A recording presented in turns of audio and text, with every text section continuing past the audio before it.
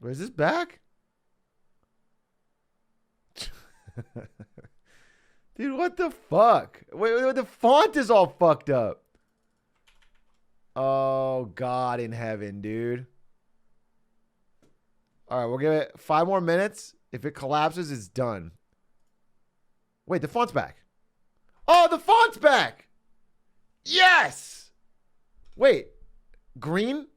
I'm moving? Vibing? Font's back? Everything good? Imagine?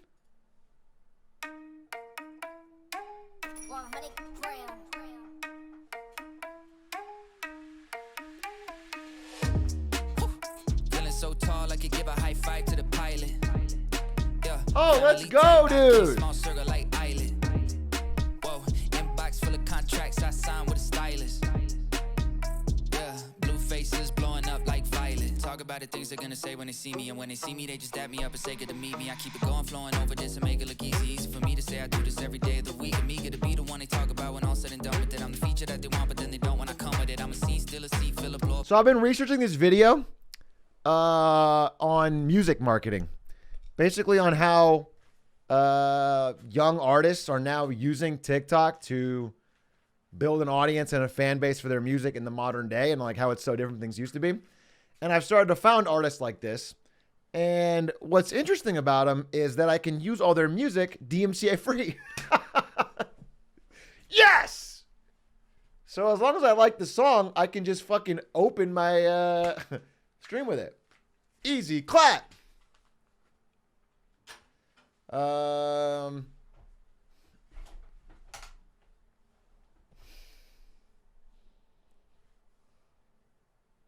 Up the numbers and I ain't leaving no crumbs, so you know when I'm done with it. I'm a new school vibe with an old soul, oh so great. Stay paid by the boatload, don't go chasing a wave. I'm a rowboat, blow smoke right through the face of the ozone. Oh no, I got the bag, I'm back to just double it. I'm about to pop the top, I've been bubbling.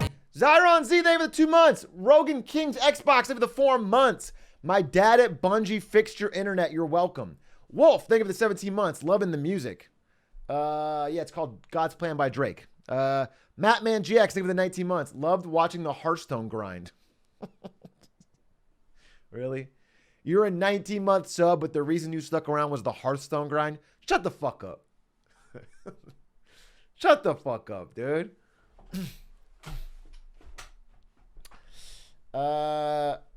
Bro, you got me hooked on Golden Grams. I currently have 2 boxes sitting under my bed in my dorm. Nothing else? I didn't get you hooked on like learning or like marketing and business, or I got you hooked on fucking cereal. All right. It's not bad. I don't regret it. Territory, they with the 5 gifties. Pyaw. Much appreciated. Puno. That's your name? Puno? I'll take it. Thank you for the prime. Dr. 1100. Thank you for the 5 months. Yo, Atrioc, hope your day was good. My day was great. My day was fantastic. I swear to God, dude. I really still wake up thinking I have like 12 back-to-back meetings on Mondays. I wake up feeling like, oh God, because I'm so used to it from fucking 5 years of video. I still wake up on Monday feeling stressed. And when I realize that I don't have them, I always feel happy. Stree Asshole, thank you for the prime. Javin Ash, thank you for the prime. Droop, thank you for the 7 months. Invisible Ray, Schrodinger's Cab, the Frostiest. Colton, thank you for the 6 months. Reclusive, thank you for the 12. And then the Gifted from Super New. Skelord. Anyway, today, no F. Wait, did we F? Did we F? Ladies and gentlemen, if we F'd, it's over. If we F'd, I have to just end stream because I'm not going to do this if VOD won't even work. Corf, thank you for the 26 months. I still have 20 minutes of money. I'm sorry to hear that. I'm sorry to hear that, Corf. I actually saw a statistic. You might find this interesting. This is what your brain looks like. Here it is. This is what your brain looks like when you have back-to-back meetings. Red is more stress. Blue is less stress. This is 4 meetings back to back with no break. Your brain just starts to cook, dude. It starts to fry.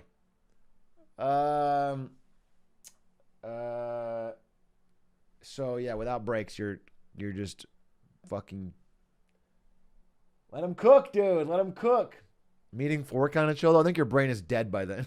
At least mine is. After 4 back-to-back hour-long plus meetings, by meeting 4, I'm just I'm just ripped, dude. I just can't even think. And NVIDIA culture was like all about always being in a meeting, but also you have to do all your work during the meeting when you're not talking. Because there's no gaps to do your work. So it would be like I'm in a meeting, like doing all the work, but also like listening for my name to be like said or anything about games marketing or anything. So I could speak up and like, it was tough. But you know, outside of busy periods, it was fine. But in busy periods, it was miserable. Anyway, I just want to talk about that because it was interesting because you mentioned it up. Today, I have a relatively focused stream today. I won't say short because that's not a positive word. What I will say is it's a very focused stream. We are going to have wins and fails and possibly a Shark Tank. That's what we're doing today. But I'm also going to see the movie The Menu tonight with the boys of the yard. So it's a late night thing we're doing. So I have to sort of calculate around that, you know, ipso facto. Why'd you start so late? Great question. You're banned. Never question when I start. Okay. Never. Rule 1, never, ever, ever question when I start. When I start is a finely tuned fucking algorithm to determine the peak optimal time for my global community. Okay? I want to make sure everybody, including, especially the East Coast frogs, I go live perfectly so they can enjoy it. All right? If I go live any earlier, they'll be too happy with the time and it'll make them sad at the rest of their day. So if I go live a little late, it'll be like perfectly balanced. So they're like just happy enough with me, but it doesn't make the rest of their day miserable. Same for the UK frogs, who I want to be miserable. So it's all planned. Anyway, in around, let's say 10 minutes, I will do Marketing Monday wins and fails, which I think is a good one. A lot of stuff to talk about in the world of marketing business this week. Sage, thank you for the 4 months. Mr. Worldwide, thank you for the Prime. Jacobs, 915, thank you for the 6 months. Pi, 124, thank you for the 5 months. Ajamej 1323. Cupcake Carlos, leave the 2 months. If you want UK frogs to be miserable, then go live earlier. Why would that make sense? Because right now when I go live, it's like 6 a.m. for them. Very miserable. Nobody wants to be live at 6 a.m.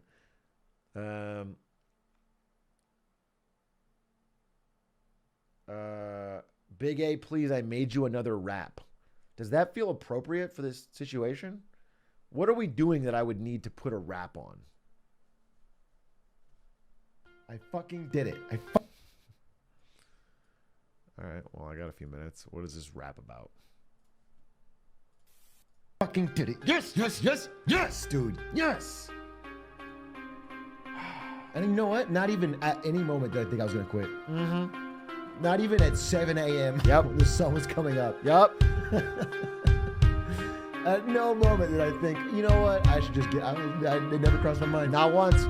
Never fucking crossed my mind. The grind runs deep, the grind don't sleep. Yeah, the grind don't know the taste of defeat. Yeah, the grind runs deep, the grind don't sleep. Yeah, the grind don't know the taste of defeat. Doesn't. The grind run deep, the grind don't sleep. Yeah, the grind don't know the taste of defeat. The grind run deep, the grind don't sleep. Yeah, the grind don't know the taste of defeat. Looky here, this is where the story starts. League of Legends, not for the faint of heart. Climb the ranks of the challenger. No room for a backseat or a passenger. If you got something to say, man, you best lurk. Cause you're about to witness the greatest artist at work. Watch him drop a 5K like clockwork. Then lean back in his chair with that dumb smirk. Okay, Smirk's not dumb. For better than Eminem, Blueface type flow. You still ain't listen to my Hitman rap? You guys, we're not jumping in with random raps. We're not jumping in with random raps. I'm already started this, so I want to listen, but I shouldn't listen. We do raps and songs during the grind. I don't just randomly pop up. Today we're doing... His fizz will rip you apart. Should have banned at the start. If you're taking him on, must not be too smart. That is a fact. So take this, it's a raincoat, cause you clearly doubt the rain. Only thing mid about this gamer is he's mid lane. You're insane. Trying to Here, take a raincoat because you clearly doubt the rain.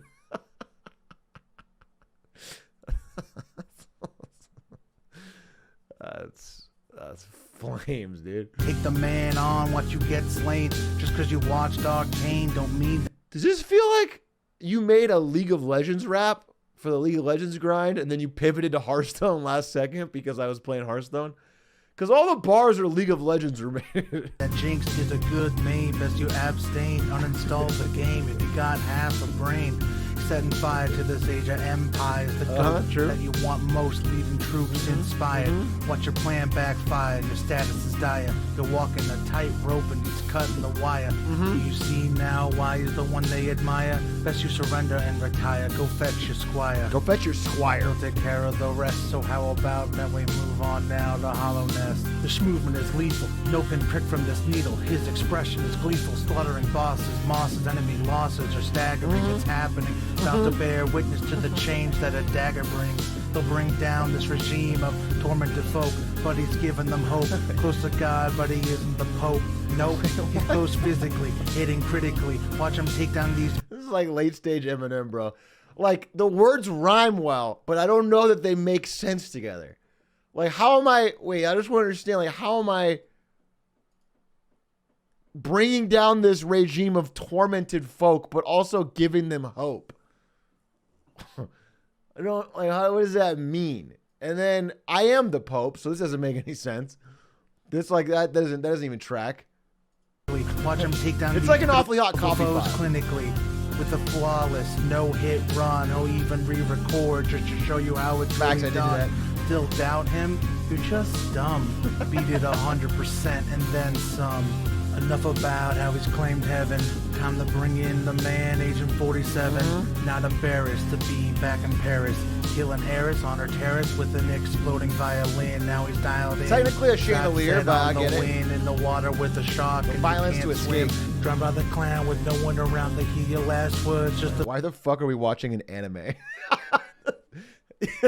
Today's anime nights. This is a scene from the latest, most popular. This is from Chainsaw Man.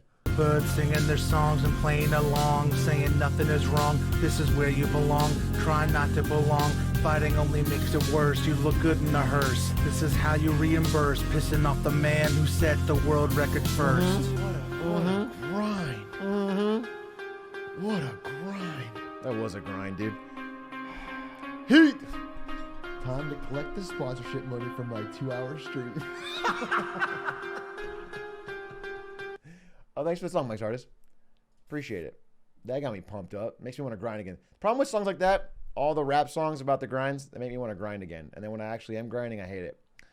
Ladies and gentlemen, we have about, let's say, literally 2 minutes. Probably 2 minutes, and I'm going to jump into... we're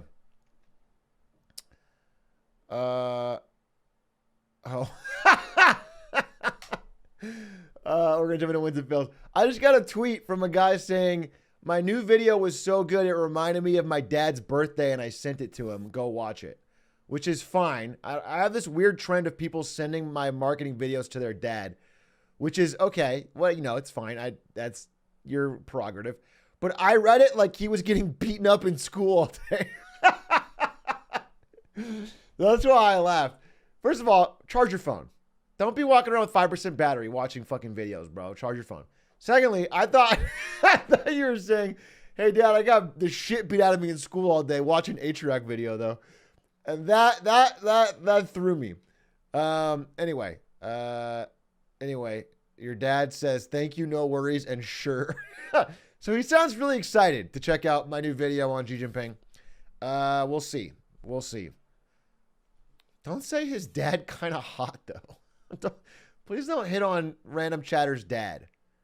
He actually looks really confused. Earth Mover, thank you for the Prime. For the 14 months of Prime, thank you. Gertz, thank you for the 8 months of Prime. 4% for watching Atrioc, 1% for texting his dad. Yeah, you can also just charge your phones. You guys know that? You can just charge them right up. And Mike's Hardest, thank you for the 5 gifted. And the rap. Does anyone know if his dad is single? I would assume he would know, but I'm probably guessing there's a mom involved.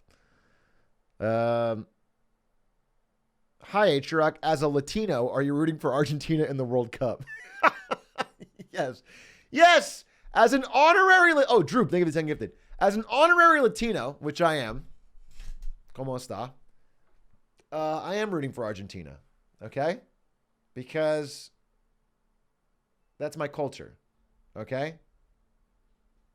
That's my people. Now that I have married in and I'm an honorary Latino, I'm gonna get a Messi World Cup 22 tattoo. Okay? And we're gonna fucking. I basically married Messi. Basically. Let's not do all the math on it, but basically.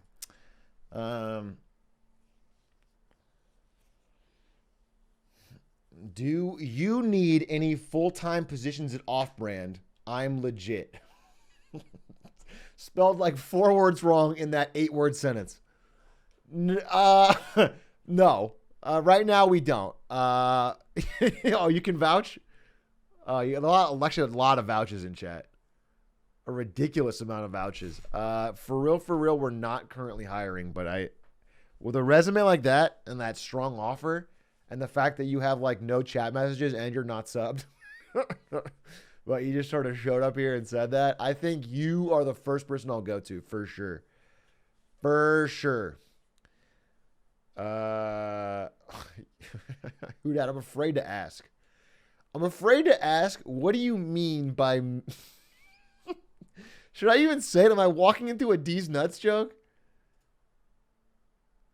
Who that said, I'm just going to ask it. All right, I'll figure it out. He said, do you need any meat wrappers at Off-Brand? What's a meat wrapper? I assume it has to do with a dick. What is a meat wrapper? I've constantly got you on edge, and I love that. That's not what I want in an employee. I'm not trying to hire someone who's got me constantly on edge that I'm going to be hit with a D's nuts joke. That's not like top of the resume. It's just a guy who wraps meat. Like a butcher? Or like the butcher gives you the meat and then you wrap it. Okay. No. If that's your sincere question, no. We are currently looking for someone to wrap meat. Honestly, if it was a D's nuts joke, more likely. If you were like gonna like fucking wrap this meat, you're gonna wrap something like that. So I haven't figured it out. Yeah, actually, wrap this meat just sounds like you're. Sounds like you just put on condoms for people, which again is not. I mean, this is an all virgin company. It just doesn't. There's no benefit. There's no benefit. That's a cool job. 6 figures. All right. Deal.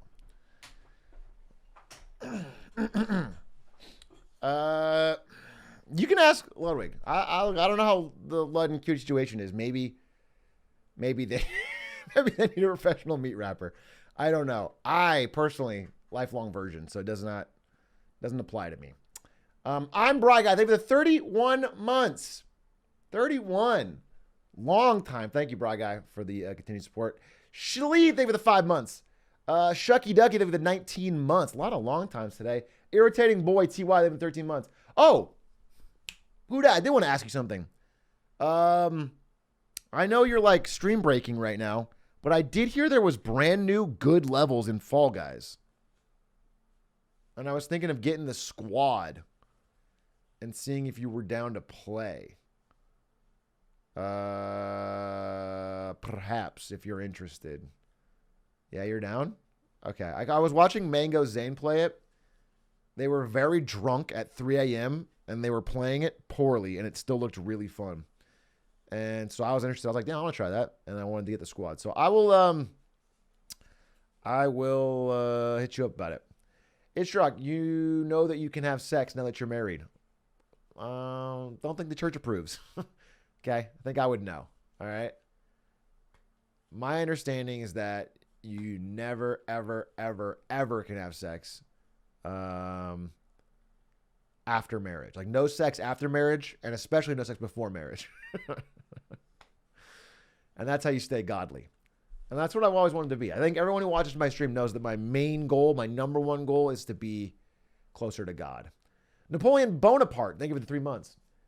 Atrioc, what's your take on broke-ass Twitter artists bitching about AI art pause champ? You ever heard of a thing called survey bias, Napoleon Bonaparte?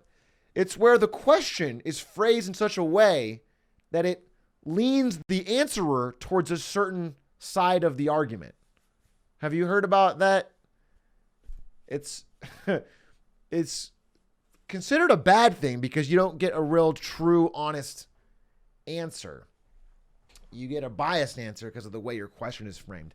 What I would say, sir, is that they have every right to complain, that especially if art is being trained on their art and people are using it to create X artist style art for free.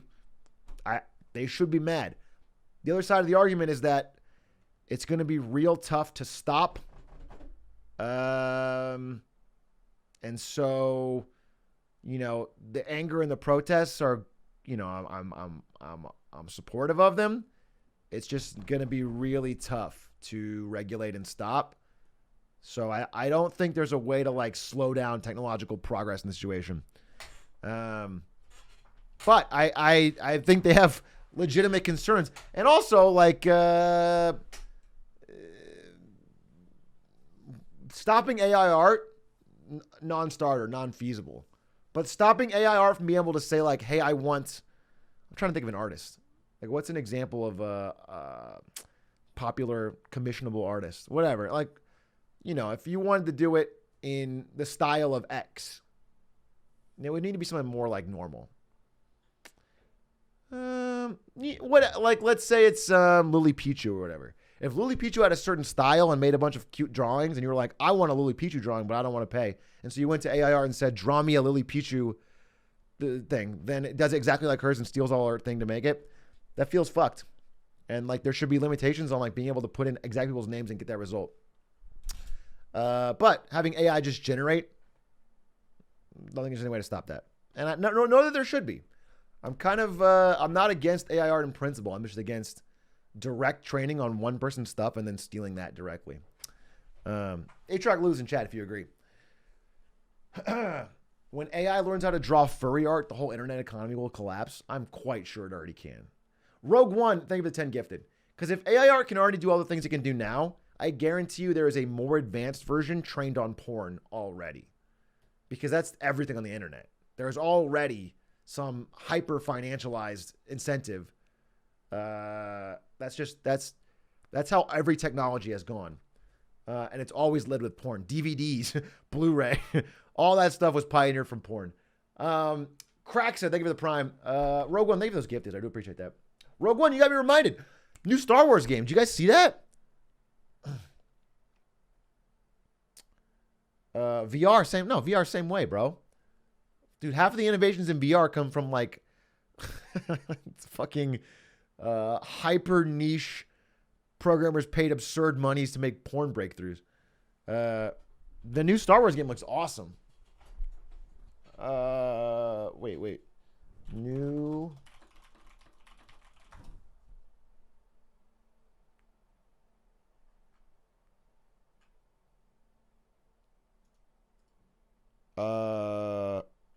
Yeah, the trailer comes out in a few days, the Game Awards. So we'll see. Did you play the last one? Actually, if you guys don't know, it was the very first game I ever played on stream. The very first game was Star Wars Jedi Fallen Order. I played it to 18 people maybe. And I had, it was the very, very, very, very, very, very, very beginning. Yeti was there, and I fought the Ogdo Pogdo boss for 16 hours. It was like my first Tree Sentinel. It wasn't 16 hours, but I just tried to fight it forever until I finally beat it. It was a classic. You were not there. Everyone saying I was there wasn't there. Only Yeti, perhaps. And even still, it was like one of those things where there's like literally no messages in chat. You know? Until I think, I vaguely recall this. Halfway through the thing, I wore glasses and I called myself, God, I don't remember. I made up like a fake character. Stans will remember this because he copied it the next day. I don't remember. I made a fake character with glasses. And then everything, it did pretty well. It's pretty funny. LOL, I was actually there. No, his name was not Sunglasses Man. His name was not Darth Glizzy Hand. That's what it would be now. But back then, people hadn't invented all those stupid nicknames. Small Man, thank you for the 2 months. B Doubles, thank you for the 4 months. Cracks a point, thank you for the Prime. Ladies and gentlemen, it is now 9 o'clock, which means it's time to start the wins and fails. But I need you to do something for me. You see, I can only progress in the Marketing Monday world once I know which of the characters in my intro correspond to each person in chat. So if you could just do me the flavor of looking at this video and tagging yourself in it, then we can begin Marketing Monday right now. Ladies and gentlemen, welcome to Marketing Monday on Monday, December 5th. This is the section of the show called Wins and Fails, where we go over all the wins and fails in the last week in marketing and business. And we're going to start off with a big, fat win. We're not talking about Elon. We're not talking about Sam Bankman-Fried. We're talking about a win for a group of people that maybe you're in this chat. Gamers! It's a win for gamers. At least,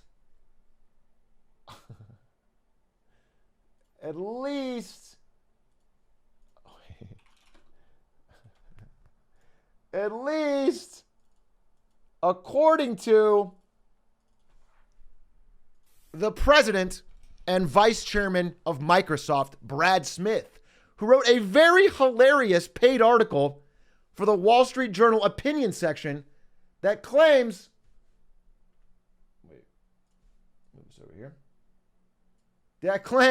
that Microsoft's Activision Blizzard acquisition is just, quote, good for gamers. Now, I want to give some backstory here because Microsoft has been going on a PR offensive about this acquisition, which you heard about a few months ago, the $70 billion buyout of Activision Blizzard by Microsoft. They've been on a PR offensive because they have two problems they need to solve. On the one hand, they have to convince Wall Street, investors, and Xbox fans in general that this was a good idea, that it was a good idea to spend what amounts to the GDP of Afghanistan, Iceland, the Bahamas, and Jamaica combined, $70 billion that they spend to buy a failing company that was going through a disaster, okay? So they have to convince them that was a good idea. That's the first problem. The other side is that they have to convince governments, like the US government and the UK government specifically, that it's no big deal and won't make them any stronger. So it doesn't get blocked on monopoly reasons. So they have to say it's a really good idea and also a really bad idea at the exact same time. And it's led to some extremely hilarious doublespeak from Microsoft. Okay? So for example, in this article, he says at many points, first of all, he says that Sony is like Blockbuster and they're like Netflix. And Sony's stuck in the past, and their futuristic Netflix style of gaming is going to send Sony, out of the industry, basically. It's going to replace everything.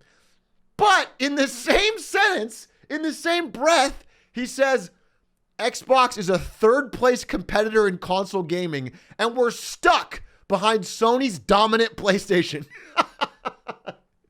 Now, be clear that Microsoft is 18 times bigger than Sony and 38 times bigger than Nintendo. So they have to pretend that like Sony is this big, strong, dominant player they can't ever hope to beat. But also, they have to make sure investors know that this is a really smart idea and it's going to put Sony in the dust. It's like this weird thing he has to cover all these bases. Then, in this article, he talks about how innovative Game Pass is. He says, Game Pass is the future of games. And then again, in the very next breath, says that for Game Pass to actually succeed, Microsoft needs a full library of popular games. And as things stand, we simply don't have enough games. So you basically say that Game Pass has no games and nobody likes it, but also it's the future of gaming and it's going to be amazing. He has to say both. Then he talks about Call of Duty, which is the big hinging issue. A lot of this article is about Call of Duty. And again, Call of Duty is the vital area where this argument is coming from between Sony and Microsoft. He says he says any suggestion that this buyout would lead to anti-competitive effects is completely absurd, okay? And he goes on to say, wait, let me show you. Let me show you because I think it's very, very funny. Wait. Here it is. Yeah. This is from their official statement. This is from Microsoft's statement. Nor is Call of Duty unique as compared to many other games which are loved by gamers worldwide. To name a few examples, Call of Duty is consistently outranked in user polls on PlayStation. Call of Duty is consistently outranked in Metacritic scores. Call of Duty is consistently outranked in industry reviews of top games. Basically, the official PR point of Microsoft right now is that Call of Duty sucks ass and there's no reason to buy it. A very hilarious distillation of that would be this tweet. Sony's basically saying, if there's no Call of Duty on PlayStation, you might as well set your PS5 on fire. There's no point in even owning one. And Microsoft is saying, nobody plays Call of Duty.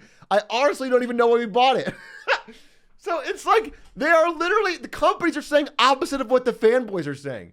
Both of them are desperate to say the opposite person's property is either great or terrible. It's a very, very funny, unique situation. Microsoft needs this to go through because of all the time and money they've invested into it. But again, regulators have issues with it. UK has a big problem with it. And the FTC, which is America's governing body, is reportedly split 2-2 on whether or not to block this merger. But if the vote changes or if the chairman, Lena Khan, steps in, this could end up being a blocked merger. And so Microsoft is very, very focused on convincing the public that this will not lead to any sort of monopoly power. And what's likely to happen, again, there's so much money in the line, I doubt that the merger will get blocked. They always seem to find a way through when it's big enough. But what it does seem like it's going to happen is that Microsoft will have to make some concessions in order to get this through, get this across the finish line. And what it's looking like now is the main concession they'll have to make is to sign an agreement that guarantees that Sony gets Call of Duty as well as Xbox, same time, same date, for 10 years. That's what it's looking like is going to be the middle of the road situation, okay? Because it's funny because in his article, he says, he talks about the main supposed anti-competitive risk Sony raises is that Microsoft would stop making Call of Duty available on PlayStation. And he doesn't deny it. The president of Microsoft does not deny it. He just says that would be economically irrational. Yeah, okay, but he doesn't in writing say that he wouldn't take it off Sony. And it's like, it's very obvious that's what they want to do. They paid $60 billion, dude. They want to take Call of Duty and make it exclusive. But they won't say that they're going to do that because then it'll get blocked. So that's where we're at right now. We're in the middle of a big sort of fight between these two to say the other side is better than the other. It remains to be seen. I do think it's anti-competitive. I think it's going to make Microsoft Game Pass a little too strong, give it too much of a lead when it has the biggest, most popular game of the past 10 years. But if it goes through with this rule, I think that's not too bad. I think it's not too bad.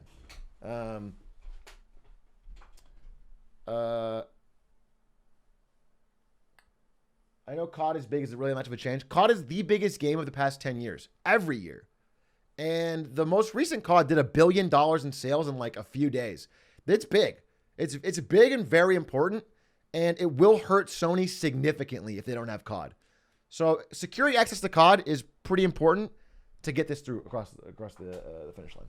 Over GTA, yeah, yes.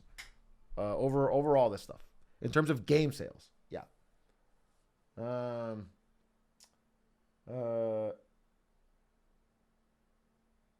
GTA is massive too, but I'm just saying Call of Duty as a franchise is bigger. So yeah, that's that. But you know what? We'll see how it plays out. But following up with another win, speaking of Call of Duty, let's give a big win for the real use of the game Call of Duty, okay? And that is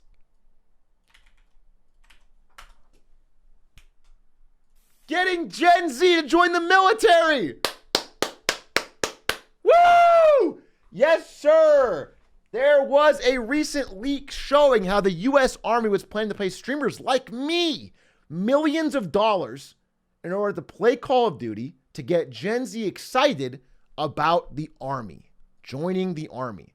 They were going to focus specifically on women, Black, and Hispanic people. Great. Where's this thing it said? Millions of dollars for events to create original content videos showcasing the wide range of skill sets offered by the Army and use influencers to familiarize their fans on Army values and opportunities. Can't wait to tell you guys about the Army values and opportunities.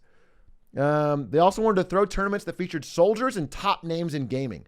The reason this did not happen is because Activision Blizzard got hit with sexual harassment lawsuits and the Army got scared. So they paused the budget to find a new game. But Call of Duty was their main target. So we will see. We will see where they end up. But it sounds like they are still on pace to use the Twitch and the WWE and other things to target Gen Z to get them excited about the military using this kind of spending. Here's one of their charts from their plan about it. They were going to spend, dude, Stone Mountain 64 was going to get $150K. Optic Chicago was going to get $300K. The COD League, Paramount Plus's Halo show is going to get nearly $1 million. This is all good. You know what? I'm less mad about this being advertising the military and more about how they chose things that get like no fucking views. This is just a waste of taxpayer funds, bro. That Halo show flopped. You're going to put $1 million advertising on that Halo show and no fucking Gen Z person's ever even seen it. They don't have Paramount Plus.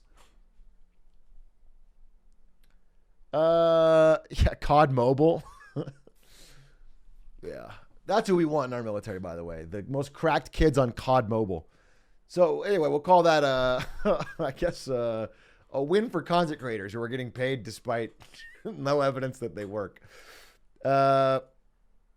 Let's get to some more serious matters in marketing and business.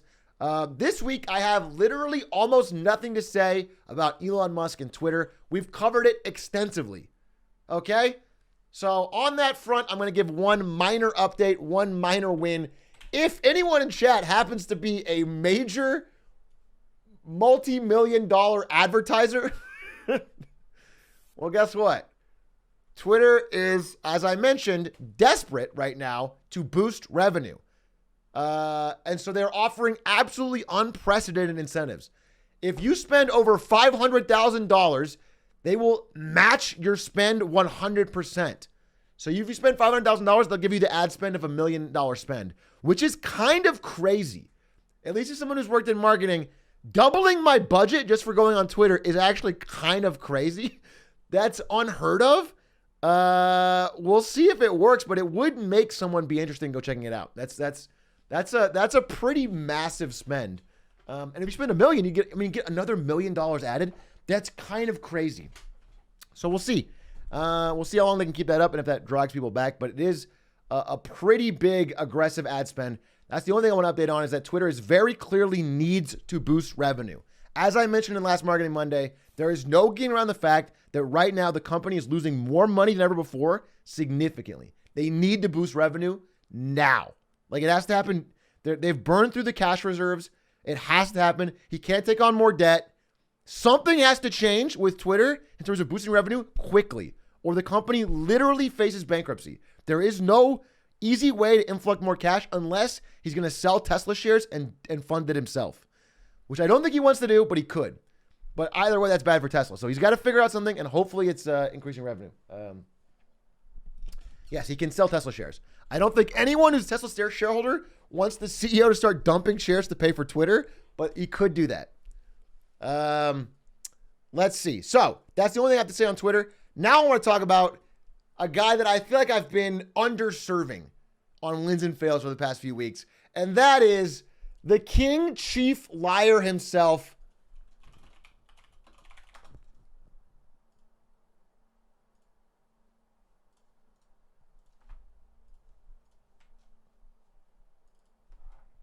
Sam Bankman-Fried, SBF, the LeBron of crypto. I want to get back into him because he has been on what can only be described as a PR tour.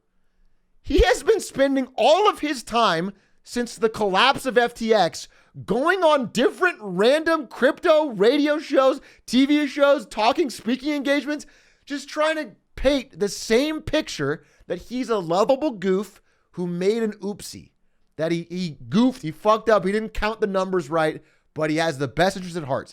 He's been going all around on this insane PR tour for a man that should be in jail.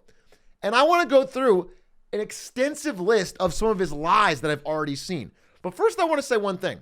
So cryptocurrency has basically been speed running all of the frauds and scams that have been regulated over the years in traditional finance. Basically, everything that took hundreds of years for actual banks to figure out and slowly make rules about, crypto did it all in about a year and a half to 2 years. They did every one of those frauds quickly. They speedrun it. And so they've been slowly learning things that you need, like you need deposit insurance, you need separation of funds, you need leverage limits, you need liquidity, you need all these things. You know, these rules that we have in traditional finance, they've been learning like, oh, those existed for a reason. Now, I think we are going to have him speedrun learning that when you are under investigation for fraud, you should only talk with a lawyer present. Traditional Wall Street has learned that if they are under investigation, they don't talk to the media and they keep a lawyer around. Sam Bankman-Fried is going to learn this, I think, very quickly because he is going around and saying a lot of things that are going to be permissible in court. The footage from these interviews he's doing is going to be held against him very soon. It's what it seems like. So let's go through it real quick. First, here.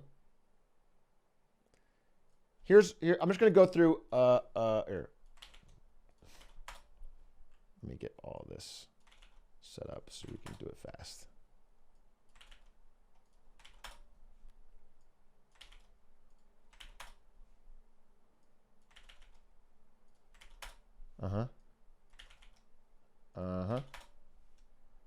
And then this. And then this. And then this. Oh my God. Every one of these things you hear me pasting is a lie. This is a lie from Sam Bankman-Fried. Okay. Wait. The SBF of FTX said he couldn't have hacked into FTX because he didn't know how to code. But in September 2019, he said on camera, the goal of the code is used to be functional versus the code is the goal. My goal is to write the most beautiful code I can. So he went from being someone that said, I can write beautiful code to someone who doesn't know how. I couldn't have done it. I don't even know how. I don't even know how to code. Okay. Possible slip up. Maybe he just overestimated his own abilities. That's possible. Maybe. Then, I don't want to pay for this. Continue to say. Then, he's an interview where he says, he's broke. He's broke. I committed no fraud. I didn't keep anything. I'm broke. There's no way. Why would I have committed fraud if I came out broke? I have no money. That's interesting, though, because in the very most recent funding round of FTX, where they raised $420 million from investors to grow the business, he cashed out personally $300 million of that. Imagine going to investors and saying, I need $420 million to make FTX better, and then taking $300 million of that personally and cashing it out for yourself. I don't know where that went. That's very interesting. Very interesting. He says he's down no money, but this is very recent. But additionally, he claimed he didn't know how a $16.4 million Bahamas mansion got listed under his parents' names. It's weird. That's very weird. He just doesn't know. He didn't know where the money went. He didn't know why the funds were commingling between Alameda and FTX. He didn't know why his parents were showing up with property. He didn't know why all these different bribes, basically legalized bribes, were sent to various politicians. He didn't know. It's just a goof. None of this. I just wasn't following very closely. He's a little goofball. Look at his curly hair. It happens to everybody, dude. You never know when you take customer funds and then buy your parents a $16 million Bahamas mansion. That's goof. That's a goof, dude. It doesn't make a deal. Then here's a great one. I fucking love this interview. A lot of people look at you and see Bernie Madoff. Yeah. I mean, I don't think that's who I am at all, but I understand why they're saying that. People lost money, and people lost a lot of money. And I mean, at the end of the day, look, there's a question of what happened and why, and who did what, what caused the meltdown. No, there is. I think that reads very differently, right? When you look at the classic Bernie Madoff story, there was no real business there. The whole thing, as I understand it, I think was just one big Ponzi scheme, right? FTX, that was a real business. To be clear, the more details that have come out have proven that it was not. From the beginning, it was essentially a money-losing business that was only funded by defrauding customer accounts and replacing them with useless FTT token. No real business there at all, except for the very, very, very early days before any real high-frequency traders got in. So I want to jump to 137 whenever he starts getting grilled, specifically on this. But has not heard back. One of the reasons FTX went bankrupt is because FTX deposits were used to pay Alameda's creditors. Carolyn Ellison said you knew about that. Is that true? Best I can tell, Alameda did have a big position open on FTX. Now, bear in mind, everybody, that when he answers these questions, he will use wiggle room words like best I can tell, or to the best of my knowledge, or as far as I know. But this stuff is going to be, this footage will be useful in court for nailing this guy down, because there is no doubt. There's no doubt we're going to find emails and connections showing that he did know. Of course, he was living in a fucking 10-person Bahamas mansion with everybody from Alameda. It was all commingled. All of the funds were in the same bank account. It was his fucking girlfriend running the company. There is no chance that he didn't know what they were up to. That position, I think, was very over-collateralized a year ago. There was a total market collapse, and specifically a large correlated collapse in its assets, over the last month, and to some extent over the last year, that threatened that position quite a bit. And I think that's, as best I understand, a lot of what happened there. I am no cryptocurrency expert. I'm no finance expert, but I don't think you answered my question. So the guy grills him. He asked him, do you know the funds were commingled? He dances around it. He doesn't answer. And then the guy asks him point blank. And I'm no expert. I think that's, as best I understand, a lot of what happened there. I am no cryptocurrency expert. I'm no finance expert, but I don't think you answered my question. I was asking, did you know that FTX deposits were used to pay off Alameda creditors? Look at his face, dude. I've never seen someone more fucking guilty. Look at his fucking smile fade. Look how he can't make eye contact.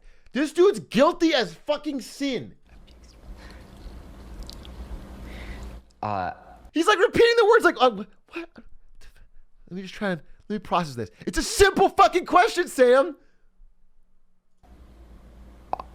I don't know of FTX deposits being used to pay off Alameda creditors. Are you, which creditors are you referring to? Carolyn Ellison said that you all knew that these funds were put into Alameda. They were the funds owned by your depositors. So I can't speak for who knew what. You know, a lot of the customers on FTX did have, borrows either, in dollars or Bitcoin or euros. But as you know, the FTX terms of service tell the people who signed up, none of the digital assets in your account are the property of or shall be or may be loaned to FTX Trading. But you're saying that happened. My understanding is... Good interview, by the way. The guy actually grilled him. I was worried because this guy's known to be a bit of a softballer, which is how you get the big people to show up on your thing. But he kind of, he took the chance to just fucking roll this guy. And I appreciated it. It was a good interview. So check it out. We don't have to watch the full thing. It's 9 minutes long, but I've watched it like 3 times now. And he roasted him. And that's only the beginning because you see, sorry, let me just continue. 1 second.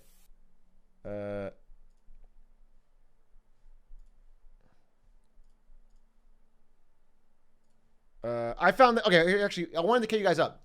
So, obviously, I've talked a lot about what happened with FTX, and I like to make it as simple as possible. And I was going to try and do another thing where I draw a graph and sort of like catch everybody up on how simple it is.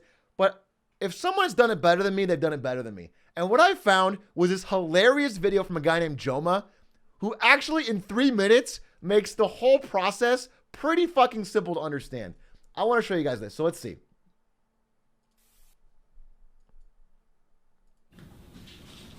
Oh, hey, excuse me. Are you a crypto exchange? Yep, that's correct. You can call me SBF. I'm a philanthropist, and FTX is the 3rd largest crypto exchange trusted by the one and only Tom Brady. Yeah, well, I got $8 billion here, and I just need to put it somewhere safe where I can trade. Can you do that for me? Of course. My one goal, is to do right by customers. I'm a philanthropist. Okay, well, this $8 billion is really important to me. I understand. We're 100% legit. Just look at all these appliances endorsing us.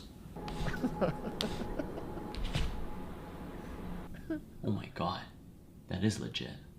You know, it is really important that marketplaces act in a responsible manner here. It's not about how much money we make, but it's about the impact we can make to change the world.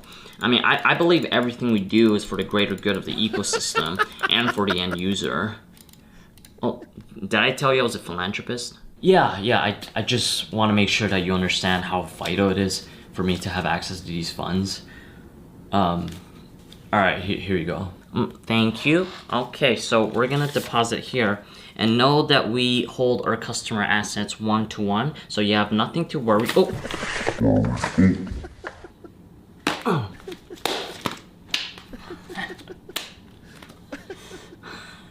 Sorry, I slipped. Are you alright? Yeah, I'm fine. I just slipped. You still have my money, right? Oh, yes, of course. Yeah, here it is. Huh. Yeah, it looks a little bit different, but I guess that's fine. Anyways, thanks. I'm gonna head out.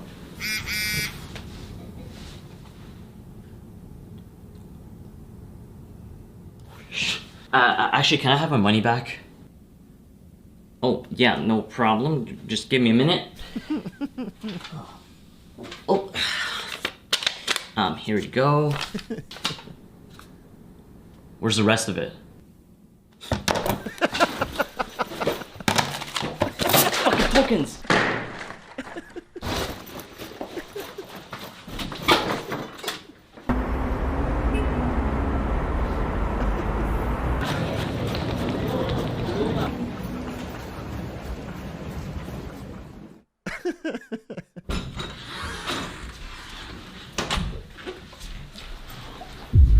Took me a while to find you. Shit!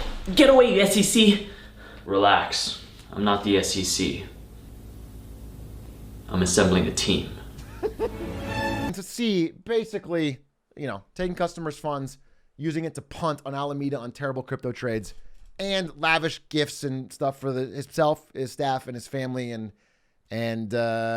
stupid marketing spend like buying Tom Brady and Giselle and arenas and Super Bowl commercials. That's basically where all the money went, and they were left with nothing but shitty FTT token. And so now he is in a situation where he is basically, because his girlfriend, ex-girlfriend who ran Alameda Research has basically already admitted that he knew a lot of the fraud went down and he's basically complicit. He is basically throwing her under the bus in a lot of these interviews. And he may come to regret it because as of yesterday, she was spotted. Oh no, can I? She was spotted. Let me see if I can find the link.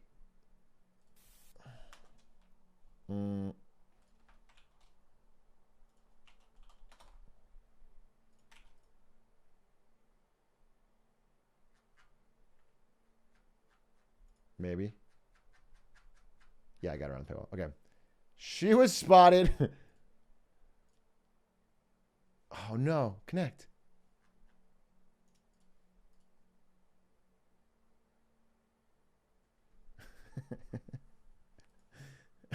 In New York. Now, the only reason she would have left Hong Kong, avoiding extradition, to go to New York is because she's cutting a deal with the Justice Department to turn on Sam Bankman-Fried and basically get, reduced sentence or a better deal in order to take him down. A lot of evidence is pointing to the fact that there is a case beginning to build against Sam Bankman-Fried because what he did was actual fraud and it affected U.S. customers, U.S. consumers. So, it looks like throwing his girl under the bus has not paid off for him. And, what's the last one?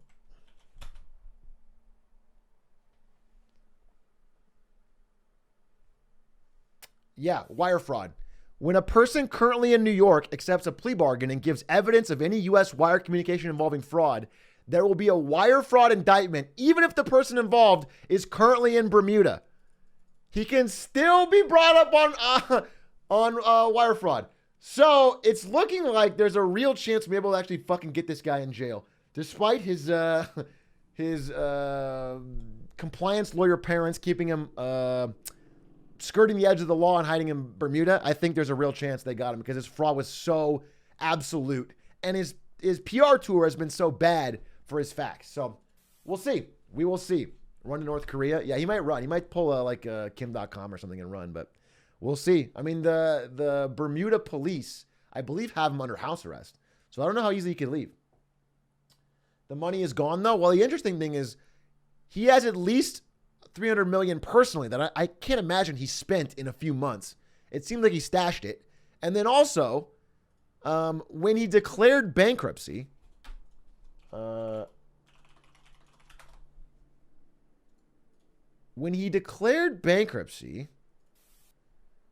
FTX, he took the one thing it had value.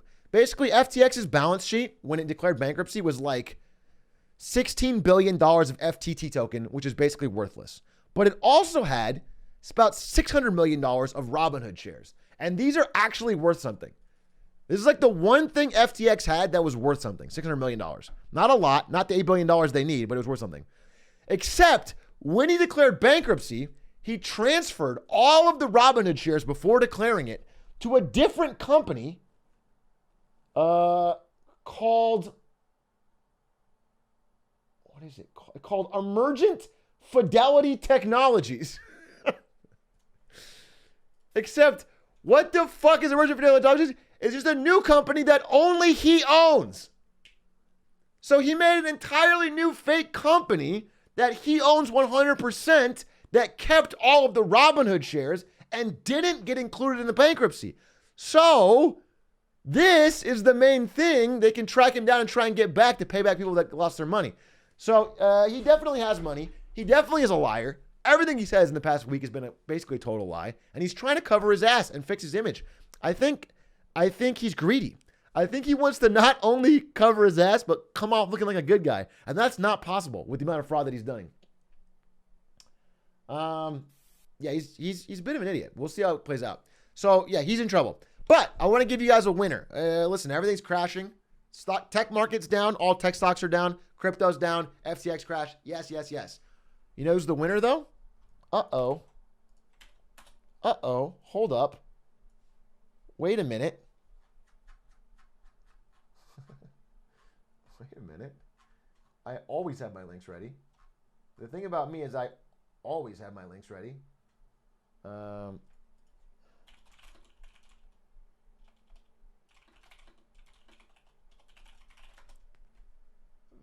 The thing about me is I always have my links ready. So don't say anything to me about whether or not my links are ready, because they're always ready.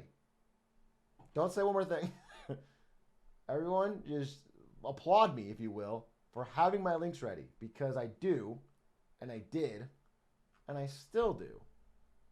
And I'm not currently going through my 200 links that I keep as notes for myself and finding the one that I'm thinking about right now. That would be crazy that I just don't have it already ready to go in some sort of open tab. And that's why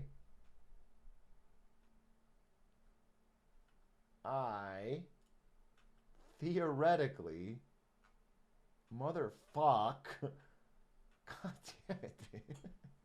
Where did I put it? Bro, I had all these open. Oh, Christ. One second. Guys. At least we can all agree that I had my links ready. That's one thing we can all agree on. Hold up. Wait a minute. Let me put some kush up in it. Did I fucking find it? Bro.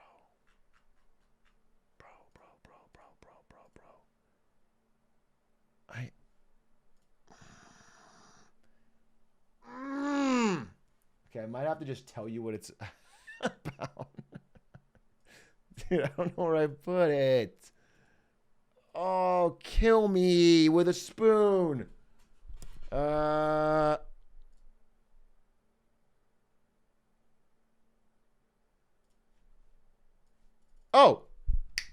Wait. I had one more thing to say. I'm sorry. Before I continue with that, I had one more thing to say, okay, about SPF. And that's that we Wait,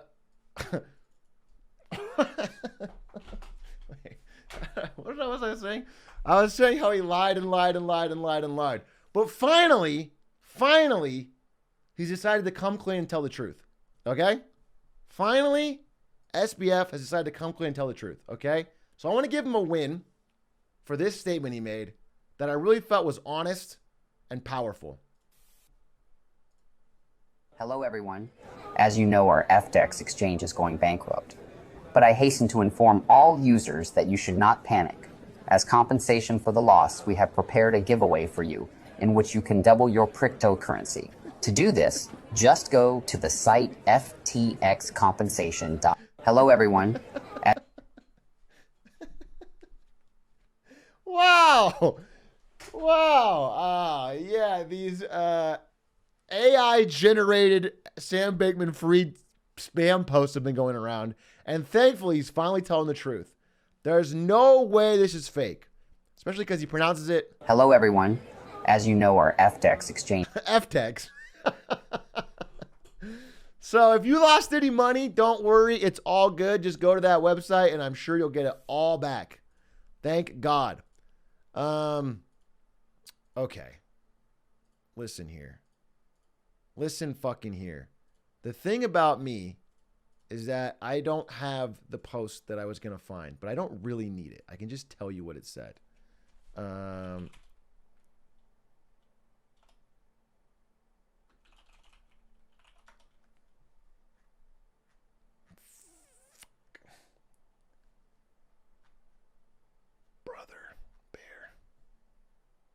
Search history? Bro, I keep this all in fucking notes.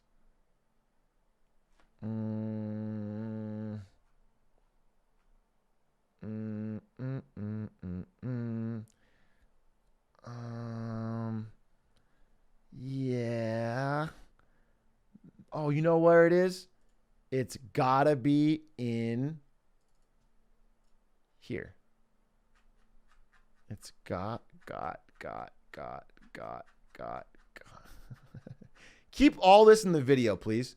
Editor, when you're watching this, keep this in the video, please. Do not cut even one iota of it. Okay, someone help me find this. It's a table. Oh, I found it. I fucking found it. Thank God. God damn it. Thank God. Okay. What was I saying? All right. Yes, you might have lost money in crypto. You might have lost money in tech stocks. But the real winners of all of this, surprisingly, are Netflix employees. The shocker of all of this, Netflix, which is down 80% of its highs, is actually now the highest paid company in Silicon Valley. Do you know why? Because they were the only company that offered cash-only compensation. Everybody else was getting paid in cash and stock, and every stock is down. Nvidia stock's down, Tesla stock's down, Apple stock's down. And so at the end of it, Netflix is now the top of the market, highest paid, because they're the only ones paid in cash. And Netflix made their cash payments basically match everybody else's cash plus stock. So it's actually insane that Netflix, despite doing the worst of almost all these companies, has the highest paid employees. I don't know how that worked out, but Netflix is actually, they're winning. And surprisingly, again, despite being way down in stock, their strategy that I mentioned in my Netflix Marketing Monday of going for more like bingeable, watchable, low effort TV instead of high effort, big movies and everything like that. It's working out because the new show Wednesday is their highest week one viewership of any TV show in Netflix history. Higher than any single week of Stranger Things, Dahmer, or Bridgerton. I don't even know anything about this fucking show, but apparently it's a massive, massive, massive smash hit. This show is absolutely crushing. And apparently it's like, maybe it's enjoyable, but it's nothing groundbreaking. You know what I'm saying? It's pretty just basic. It's like Riverdale Addams Family. It's just watchable, mid but fun. Yeah, well, it's crushing. It's doing absolutely amazing. So, to be honest, Netflix is maybe slowly turning the ship around. If they're having hits like that, Wednesday did not cost that much to make. As opposed to something like Gray Man. Gray Man cost an absolutely absurd amount to make and did way less numbers than Wednesday, which cost relatively little, has a relatively unknown actress in the lead role, and is crushing. What is Gray Man? Dude, the fact that you don't know what it is and Netflix spent $200 million in marketing is so funny. It's white noise for Zoomers. I think it's white noise for everybody because it's working. That kind of opening is very rare. So Netflix employees eating and their new show's crushing. They're turning it around. Let's give a win to something we all want to see. I've been wanting to see this for a long time. As an NVIDIA employee, this actually makes a former NVIDIA employee. This makes me so happy. I would like to tell you that this holiday season, we can give a big dub to the fact that scalpers, for the first time in 3 years, are finally getting owned. Scalpers that pre-bought tons of GPUs, now that we are in a crypto down cycle, are stuck with tons of GPUs on their books. And right as that happened, Newegg halted refunds. So the scalpers can't even return it. So now they're stuck selling for GPUs at or below MSRP on eBay, causing a huge loss for them. It's awesome to see scalpers finally, after years of fucking raking average gamers over the coals, finally get fucked a little bit. Just a little bit. It's very nice to see. It's a big dub. And so I'm going to revel in it for a little bit and give the middle finger to them. So yeah, fuck scalpers. Big W there.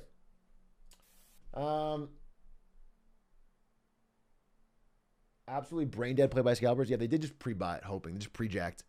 But that doesn't mean people aren't spending. In fact, turns out that spending for the holiday season is way up among one group in particular. Okay, I don't have the article, but I'm just going to tell you. Oh, yeah, I do have it. Guess who it is? Guess which group is spending way too much this holiday season, despite we're entering into a big inflationary period.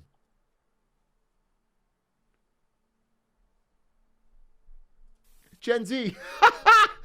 Gen Z, dude. Apparently, Gen Z just doesn't care, bro. They're over caring about being able to pay their bills. They went out Black Friday spending like a motherfucker, dude. They've been fucking going crazy. A lot of it on Klarna and Afterpay, bro. Gen Z taking on debt like it don't matter. Good shit. Keep the economy going. Let's go. Thank you, Gen Z. Who cares if you can't make your payments? The point is you got to spend, dude. You got to keep Best Buy going this holiday season. Keep the cycle going. Gen Z numero uno. Yeah, Gen Z crushed this holiday season while spending from other age cohorts was actually down. Boomers spent less. Millennials spent less. They kind of retreated. Gen Z, huge increase. Up strong 17% from 2021. Actually crazy. So thanks, guys. Really appreciate that. Keeps the economy going. One standout this Black Friday was the high turnout of Gen Z in stores. Fastest growing consumer group in the country. It's great. It also made me feel old because it said the top retailers for Gen Z was Sephora, Ulta, TJ Maxx, Best Buy. Okay. And then the top things for millennials was Kohl's and Target. Damn, bro. I'm a Kohl's and Target shopper now. That's what I spend my Black Friday fucking sales on. That's the gifts I buy is Kohl's and Target. Fuck, bro. I'm using that Kohl's cash. Target type? Yeah, nothing wrong with Target. It's just like, if it's Black Friday spending, that usually means you're buying gifts or you're treating yourself, and I'm going to Kohl's. Anyway, that was the update on holiday spending. Again, I don't want to, I'm making jokes here. I do want to say, if you are in Gen Z, I don't care what you spend, okay, in holiday season, but I would really ask you to really rethink your relationship with places like Klarna and Afterpay. It is a long time message of this stream that basically buy now, pay later's BNPL services are just debt redisguised. They try to trap you in by getting you to spend more than you want, then lock you into incredibly onerous payments once you miss one. They're fucked. They're not good. Avoid them at all costs. Psychologically, they are proven to make you spend more than you normally would if they didn't exist. So, yeah, I would just say please avoid them. It's honestly a big fail on Klarna and Afterpay. I think they're fucked and they're bad businesses. And I think they prey on people. Speaking of bad things that prey on people, do you guys remember the bad boy of Bitcoin? You guys remember old Nayib Bukele? This guy, the backwards hat wearing fucking cool guy who runs El Salvador. He called himself the CEO of El Salvador when he was elected president. And he basically turned El Salvador into a Bitcoin economy. He wanted to build a Bitcoin city. He basically spent a lot of the tax money of El Salvador on buying Bitcoin for the country. You guys remember this guy? Well, it turns out he's not just the bad guy of Bitcoin. He's actually just the bad boy of like real life. Because as the economy has continued to crumble, because he spent the entire treasury on Bitcoin, which is declining, the number of people in poverty has risen dramatically. And those people have joined into gangs. So the rise in gang violence has been crazy. And in response to the gang violence, he has issued a totalitarian crackdown. He has military patrolling the streets, stopping and frisking people, locking people up, cracking down, surrounding cities. And though he has made progress in shutting down some of the gang violence, apparently the word on the street is the police have become the new gang violence. The police are committing crimes at an unforeseen rate. So the police are like bribing people, the police are extorting people, and the police have just taken over. They have the actual power. So torture, arbitrary arrest, deaths in custody, all this is happening on his watch. Yeah, you can see. Police and soldiers have absolute power and they are abusing it nonstop. All as a direct result of his wanton spending on Bitcoin. So this guy has gone from being the backwards hat cool guy, again, to the leader of a country that's becoming a real dictatorship. And China has taken notice. So China, which has, over the past few years, made a real hobby of finding financially distressed nations in Africa and South America, and then spending money to buy out their debt but gain political control, is circling El Salvador like a vulture, dude. Ready to go. Ready to go. They're looking in on El Salvador like, yeah, this guy could be an easy puppet. So, yeah, lots happening from this guy's attempt to convert a country which didn't give a shit about Bitcoin outside of him into a Bitcoin nation. But I just want to remind you of his 2022 predictions from earlier this year, where he said Bitcoin will reach 100K in 2022. Now, we have a few days left. I would hate to call this guy a liar, but we are pretty far away from a, $80,000 rocket ship in the last half of December. Maybe a good time to buy the dip, because I'm sure this guy's not wrong. He also said the Bitcoin City will commence construction. It has not begun. 2 more countries will adopt it as legal tender. This did not happen. And I don't know what the surprise at the Bitcoin conference was, but I assume it was something about his police state. So, yeah, not looking 100% of his predictions, but I think, maybe he can turn it around. Again, he's been tweeting all year that he keeps buying Bitcoin. El Salvador just bought 410 Bitcoin for $15 million. Some guys are selling really cheap. Again, this was way above the price it's at now. So El Salvador didn't buy it for really cheap, it seems like. El Salvador just lost a lot of money for its people, so it can't afford basic government services. He had this stock photo. Bitcoin makes you cool. He had laser eyes in his profile pic for a while. He took that out once the police crackdown started. He finally took the laser eyes out once he started having people forcibly arrested in the streets. But they were there for a while, and they were pretty cool. And finally, he just had, this is a recent speech where he had the backwards hat back again. So, yeah, looking good, El Salvador. Good, big win over there. Can't wait to see what's going on with you. Speaking of China, let's get into our final section of the day. You know it. You love it.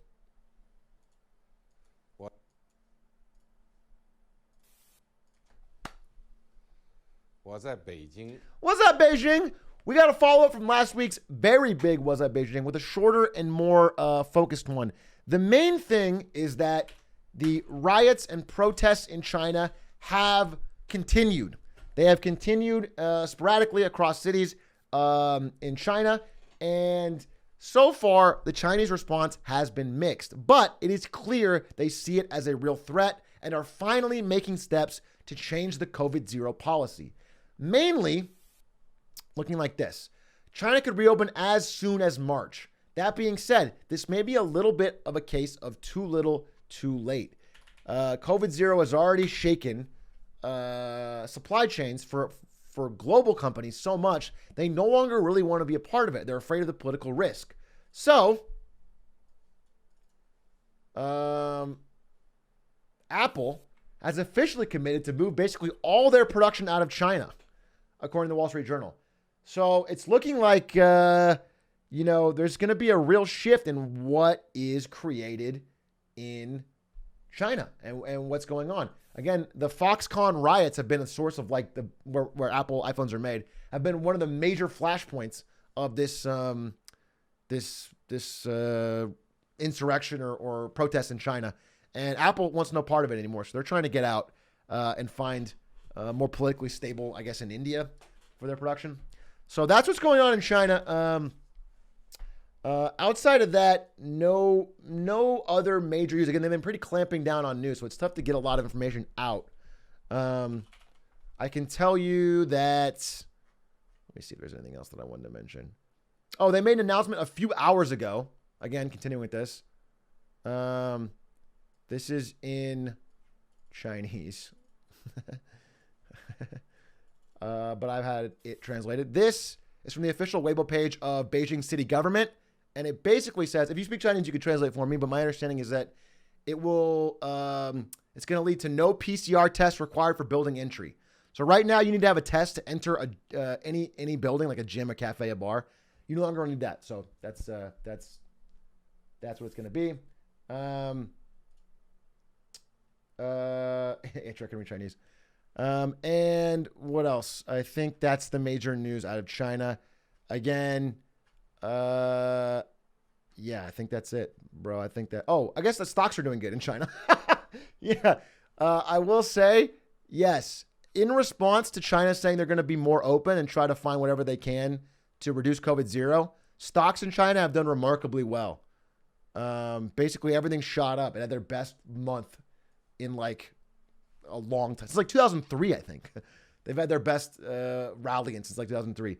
So, I don't know. It's all based on the fact that if China can actually open up. But the problem is they haven't solved the actual problem, which is that if they just wide open up, there's going to be millions and millions of deaths. So they haven't really figured out how to solve that. And they don't have the ER capacity to support it. So I don't know what the plan is. They just are kind of pretending like they're opening up to calm people down. So I really don't know what is going to happen. But I do know that they are kind of forced to make a choice. And people are not going to sit there in the current lockdown much longer. They're just getting too pissed. That's that, though. That's the update. I don't think I have any other major wins and fails. Did I? Oh, dude, I did have one more. Wait. Okay, pretend we're still in the wins and fails. I actually really wanted to talk about this. We'll have to just... We have to... Editor will have to put this back in the wins and fails, bro, because it's actually too important. Let me get this for you. This is actually funny. Hold on. Hold. This is actually funny. Wait, one more second.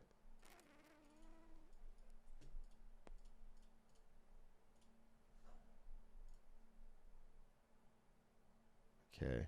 It's about our good friend and compatriot, Dwayne "The Rock" Johnson, ladies and gentlemen.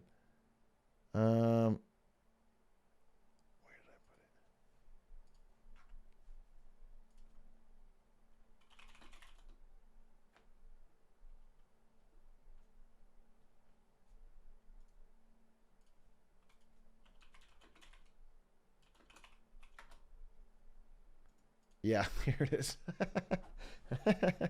Okay. Yeah, here it is. As of 4 hours ago, let's give a big win to our hero, the man, the myth, the legend, Dwayne "The Rock" Johnson, for fighting on despite Black Adam's massive theatrical losses. Apparently, my understanding, this movie actually made money because it had a pretty good opening weekend. But it turns out they spent so much on marketing, like something like $200-300 million on marketing alone, that this movie's actually set to lose something like $100 million at the current rate. Yeah. So it's set to lose quite a bit of money. It stands to lose $50 to $100 million in its theatrical run. So yeah, it's not looking good. And Dwayne "The Rock" Johnson, to his credit, has been pretty vocal about it on social media. In fact, he got pissed at IGN because IGN tweeted out this: Black Panther: Wakanda Forever has earned over $400 million at the global box office, making it the most profitable superhero film to release this fall. Black Adam, which came out in October, has earned $353 million. Now let's give a fail for not being neutral. Okay? Read this incredibly biased post from IGN. I mean, just look at the language. Yeah, okay, direct fact. This movie earned $400 million. Okay, direct fact. Black Adam earned $350 million. Yeah, but it sounds so biased, dude. And thank God we have heroes like The Rock to call this out. Because he says, ha, what a neutral post. I love competing, but IGN, you guys are in the biz with us. There's no competition with the established global brand of Black Panther compared to Black Adam and JSA, who a year ago no one had even heard of. No need to knock us. We're new babies and we have to grow. God, they were so biased by just listing the facts. Yeah, dude. Get him, Dwayne. Fucking tell him, dude. God damn.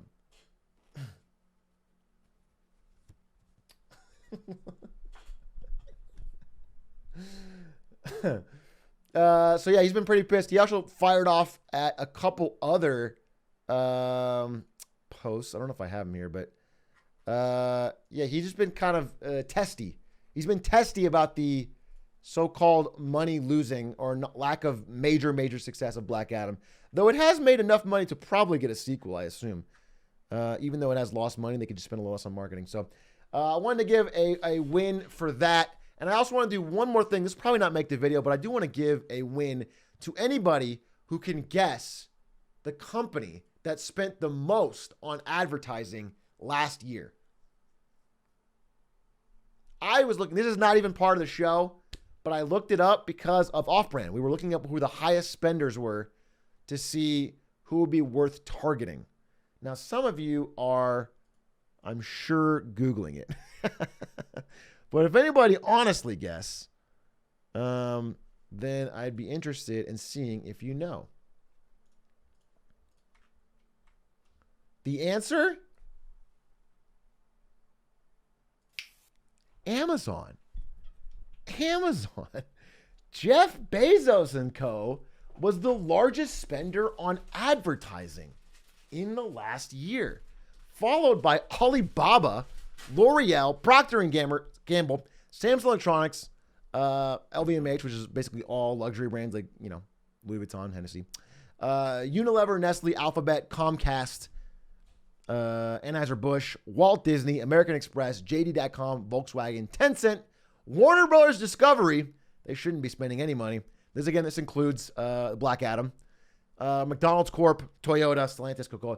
So honestly, this is not related to the show, but I was interested. I thought this was interesting because we are trying to target these companies for Off-Brand in the next year. So if you see us doing a, I don't know, a McDonald's / Black Adam / WeChat activation, that's because we're trying to get these companies. Yeah, Germa's Dollhouse 2 sponsored by fucking Louis V. Yes, that's the goal. Ladies and gentlemen, that's Marketing Monday today. Hope you enjoyed. That's the wins and fails. Appreciate you watching. A lot of going on. That's what's going on this week in marketing and business. Stay tuned every week on Monday for more updates.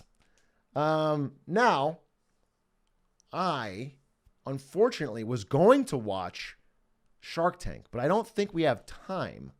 I have to leave for this movie in exactly 30 minutes. So I need to watch something that's less than 30 minutes, which I think I have to watch Community because Shark Tank is longer than Community. So I think I have to watch Community. We will watch one episode of Community. Thank you again for watching. Alfredo, thank you for the 18 months. I like your watch. Thank you.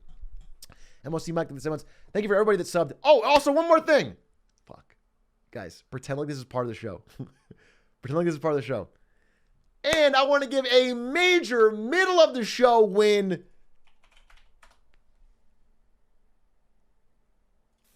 to RocketMoney.com for their continued support of Marketing Monday. If you want to take control of your subscriptions and cancel any of the ones that have been stuck with you for all this time, you can use Rocket Money, formerly known as Truebill. I used to use it as Truebill for a very long time. Recently rebranded to Rocket Money. All you do is sign up, connect your account, and it will show you every single thing you're currently subscribed to. You can pick them and instantly cancel them from the app. It's actually very, very convenient and very easy and very awesome. I've used it to cancel many newspapers and websites that I've subscribed to that I no longer use and forgot that I was subscribed to. It just keeps draining my account every month. Also, they will do like the work for you. Like if you have a gym that requires you to call to cancel, they can do that for you. They can do all sorts of things. It's very good for canceling all of your unwanted bills and just keeping track of what you're spending because it can add up. So check it out. It's free. It has an upgraded version if you want it, but it can do all this stuff for free. I've used it for free for a very long time. It's pretty cool. If you do use it, check out my code in the description below or the panel below because it'll let you know that I sent you. They've been a supporter of Marketing Monday, and I appreciate that. Thank you again to Rocket Money for their support. Now back to the wins and fails. Wow, I can't believe that was right in the middle of the show.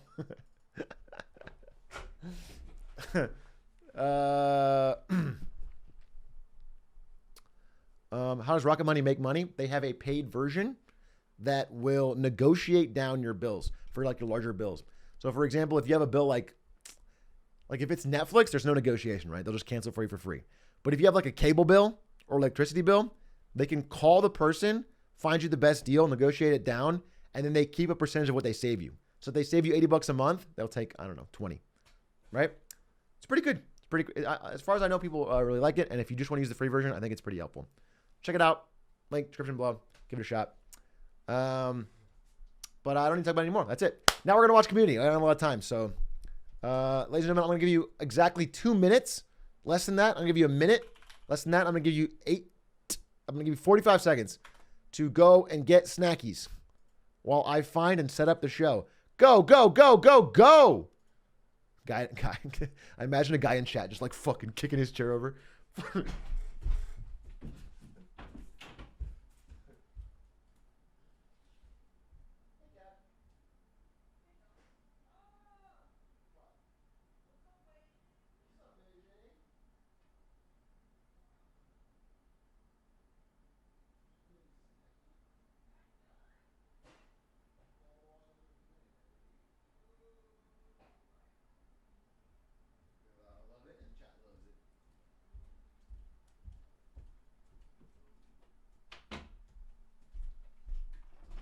Bro, when Ari sees me, she goes, "What's up, Beijing?" That's the problem. She can't be doing that. If that's in public, we're in trouble.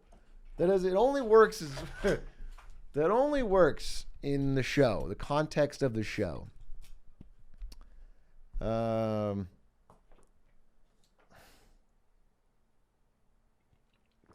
you drinking cooking oil, Big A? Yeah. This is a big jug of cooking oil that I like to drink.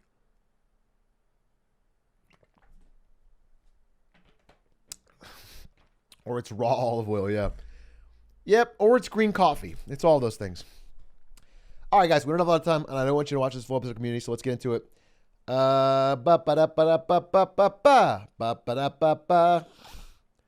Paradigms of Human Memory. 21.